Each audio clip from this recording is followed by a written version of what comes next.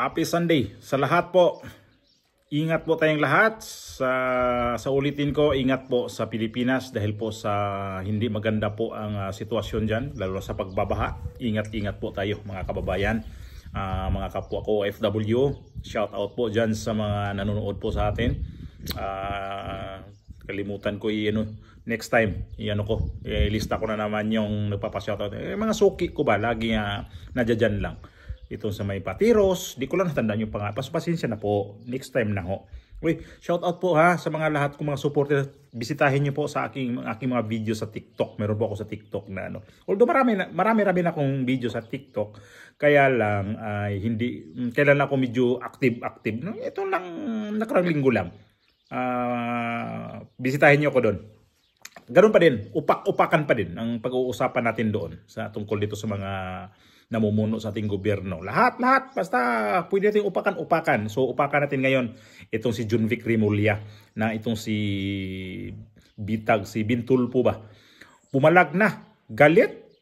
Di naman siya galit na galit. Basta pumalag dito kay Junvic Remulla. Pasok ko muna yung video para mapanood nyo. Tapos mamaya na tayo tuloy-tuloy sa ating sa ating talakayan dito kay Junvic Remulla. May lalo dugtong din dito kay Bitag o Bintulpo. Pasok ko muna yung video Okay, kamakailan itong si DILG Secretary Junvic Remulla pinuna yung kanyang estilo ng pamamahayag gamit ang social media. Para sa karamihan na pumuna kay Secretary Junvic, tumaas sa mga kilay at nag-iwan ito ng masamang panlasa sa dila ng mga pumupuna sa kanya. Dahil ang mga lengguwahe o terminolohiya na kanyang ginamit hindi angkop sa panahon at sitwasyon. Kung sa bagay, let's just give credit where credit is due. Sanay na sanay itong si Secretary Junvic Remulla sa social media na akala niya ay personal na account niya, ang official Facebook page ng DILG. Dito siya nagkamali. Iba yung personal na account mo sa social media, iba yung official function at official Facebook page yan. Magkaiba. Sabagay, maraming natatalisod na mga politiko. Kung pag-uusapan ay proper decorum, pag-aasta, the behavior kung tawagin, demeanor, presentasyon nila, yung packaging nila, yung katanggap-tanggap, ay marami niyan, mga boss. Kung titingnan natin, lalo na yung mga nag-iinarte, na mga ilusyonado at ilusyonado na nasa legislatura, nasa Senado, or sa Kongreso. Sama na natin pati mga nasa lokal na pamahalaan. Okay na sana ang ginawa ni Junvic. Humingi siya ng pasensya sa publikong pumuna sa kanya. Pero, hindi niya naman tinanggap ang kanyang pagkakamali. Bagkos, nangatuwiran pa. Parang ang gustong mangyari nitong si Junvic. Ang publiko, kayo, ang taong bayan, na kanyang pinagsisilbihan ang dapat mag-adjust at makibagay sa nakasanayan niyang estilo bilang dating gobernador. Ito'y panaginip lang, kunyari lang. Example, kung ako ang Pangulo, ako si President Ben Tulfo, kunyari lang, kakausapin ko itong si Junvic at sasabihin ko, Junvic, chill ka lang. Kasama yan sa trabaho. Pero dapat tayo mag-a-adjust ang makikibagay para sa mga taong ating pinagsisilbihan. Huwag tayo mag-iwan ng masamang panlasa dahil sa estilo. Just trying to make my point, kaya ginawa kong kunyari ang presidente niya, ako, si Ben Tulfo. Ako magsasabi sa kanya, Junvic, tayo ang mag-a-adjust sa ating mga pinagsisilbihan na mga amo natin ang publiko, si Juana de la Cruz. Simple lang naman ang hiling ng taong bayan. Hindi naman mahirap Alam natin na humingi na ng paumanhin sa Secretary Junvic. Ibig sabihin, siya ang mag-a-adjust Siya ang makikibagay. Siya ang magbabago. Hindi yung taong bayan, tayo. Kanyang pinagsisilbihan dahil tayo ang nagpapasweldo sa kanya. I'm not trying to make it commentary here. I'm not trying to make my commentary. Let me get it straight. I'm trying to make a suggestion. Like it or you don't. Solution. When you're in a public office and you're called public servant, therefore, you're serving the public. Serving the public means gaining the trust of the public because public office is public trust.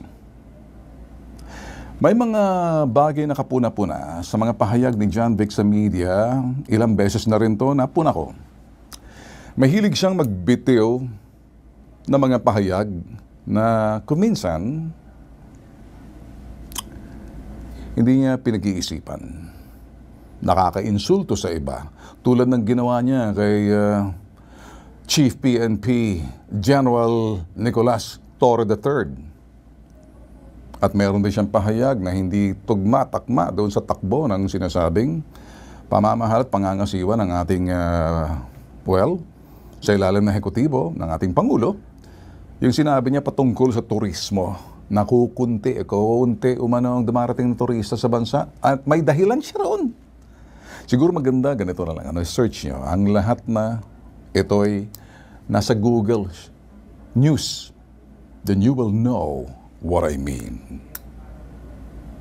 Lahat ng aking sinasabi, bato sa langit. Ang tatamaan ay huwag magagalit. Trabaho lang, walang personalan. Ako, si Ben Tulfo. Dadagdagan ko pa, si Bitag. Unfiltered. Ang hirap lang kasi ni Ben Tulfo kasi sobrang slang mag-English eh. Di ko alam kung anong klaseng pagka-English niya ba. British ba siya? Australian ba? Amerikano ba? Kasi lisod kayo sabton bang yung mga accent ba?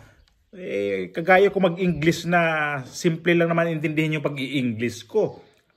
Right? Di ba? Sa kanya kasi pag sinabi right or right, parang layo na yung right. Hirap kasi. Patawa lang ako. Kasi si Ben Tulfo, sa apat na magkapatid to, mga journalist kasi to sila, di ba? Lahat. Montulfo, Rafi Tulfo, Erwin Tulfo, at saka ito si Ben Tulfo. Lahat yan magkapatid na yan ay mga nasa media. So, ito yung reaction niya dito kay John Vic Remulla.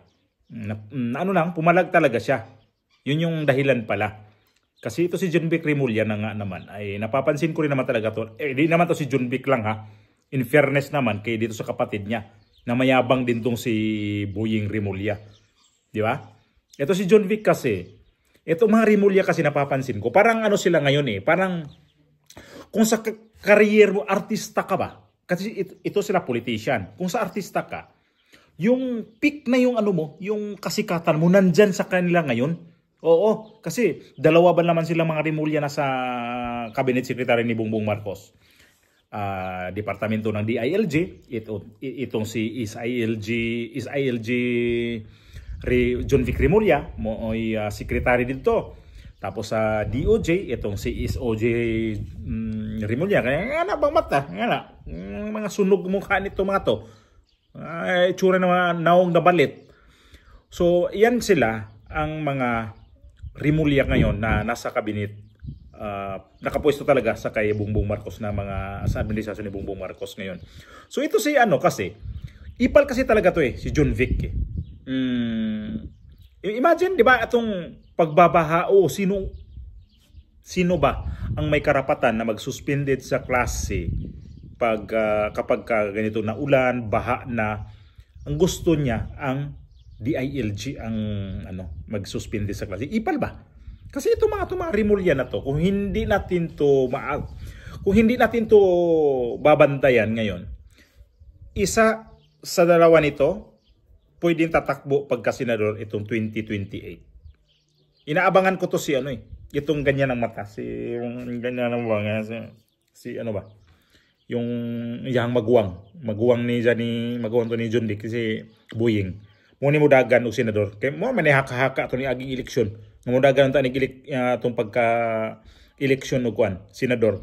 Pero hindi tumuloy pagka senador itong 2025. Tapos nag-apply pa to kapag hindi to matanggap sa sa ombudsman, may pag-asa tong tatakbo pagka senador ngayong 2028. So makikita natin to ngayon. Kung ito si John Vic kasi sobrang ipal din, malamang na ito rin siya ang isa to sa tatakbong senador sa pagka-senador nga tong 2028. So, napapansin ko lang, itong mga posisyon kasi sa DILG ay di ko matandaan lang talaga kung sino ang nanggaling dyan na nanalo na kumandidato ng senador tapos nanalo. Kasi natandaan ko dati itong based na lang sa natandaan ko, si Alunan, dating DILG secretary yun. Ewan ko lang yung tatay ni Ace Barbers, kung nanalo ba yun. Kumandidato ba na pagka-senador yun? Parang kumandidato din yata eh. Bago lang, ito si Abalos, di ba? Kumandidato na pagka-senador, galing sa DILG, hindi rin nanalo. So, yun ang natandaan ko lang. Kung sino pa yung ibang nagiging... Sana nagkamali ako. Kung siguro may nanalo man, pero kunti lang siguro ang nanalo dyan. Gamay lang porsyento ba, nagikan sa departamento nga DILG, nga mudagan og senador, wala kadyo ko'y kwan ba? Nakita diha nga, mura og kanang ilahang posisyon diha nga prospect yung kamahimo senador. Wala. Pwede pa sa DOJ. Pero sa depende, kasi ito si DOJ si Remulla, di ka na mudaog. Kasi ang DOJ kaning dagan sa nagsenador, dilema. Kisa pa uban nga ng DOJ nga nahimong senador. Na yung daog. Pero sa DILG, wala. Tapos itong nangyari ngayon, ito si John Vic, parang hindi nga ito mapagsabihin kasi nasa peak nga sila ngayon sa kanilang karera. Sa kanilang pagka-politician nga sikat ba sila? Kabitinyo. Tapos ito si John Vic Remulla, ito si Ihang Igsoon nga muraog astig ta ba, sobrang pagkaastig nila itong mga Remulla nga pag di gid sila magguba sa Cavite. So, ang mga politician kasi di naman yan habang buhay nandyan kayo eh. Kasi itong Cavite, dami-dami rin naman nila dyan eh, na may mga kilalang pangalan. Mga Revilla, sino pa, Lacson, Padiha. Sila mga Remulla. May mga pa dyan. Pero may matindi silang kalaban yata dyan eh, sa Cavite. Itong, nakalimutan ko lang. Comment nyo na lang, basta may edad na siya eh. Kaya lang di isa talaga sila magkasundo niyan. So yun lang, itong problema ngayon. Ay pumalag na to si Bintulpo. Dito naman tayo sa kay Tulpo, ito naman nating gawa ng analyze. Ito mga Tulpo, alam naman natin nga, mga nasa media sila karamihan. Excuse me. Tapos itong si Vintulpo, tumakbo na pagkasenador, nanalo. Pang ilan ba siya? Pang 13, no? O pang 14? Hindi siya maabot sa 15. Tapos, alam naman natin ng mga Tulpo. Ganon din ipal. Lalo na to si Kini si Rafi Tulpo. Gipang husay, puro mga kabit-kabit, puro baji-baji, puro kuan ba kabit nga nangabit ang laki, nangabit ang baji mo na ipanghusay niya, mo yung gidagana ni Rafi Tulpo. Si Erwin Tulpo maupod mandaraya pud kay isang Amerikano, Silvestre ang gidaan niyang pangalan, pero agapon wala ko believe ni mga Tulfo Pero si Bintulfo mukhang para sa ko murag mo ni okay nila Okay ito si Bintulfo para sa akin kasi hindi kasi ito talaga siya politiko na napatakbo lang talaga to siya dahil doon sa survey, napasok siya sa survey. Kaya lang, sa actual na, hindi talaga po pwede na ang survey doon ka magbabase sa habang maaga pa. Pero sa actual na, wala na. Namunbo na. Di na pwede na tuuhanin mo ang survey. So, mauna karon nga, ito si Bintulpo, pinalagan na tong si John Vic Remulla. So, may tama to si Bitag dito kay Remulla kasi nakita ko naman talaga na itong mga Remulla ngayon na mukhang talagang astig ba? Astig na sila na malakas sila sa presidente dahil duha sila kay igsuon nga naa sa sekretaryo, mga sekretaryo diha. So pwede nilang isuga ang ilang posisyon diha karon. Kaya tinapat na dito si Bitag. In fairness naman kay Bitag talagang matapang siya kasi binabraso niya tong Rimulya na to eh. Sana nga nakarating kay Rimulya yung kanyang sinabi kasi matapang si Bentulfo.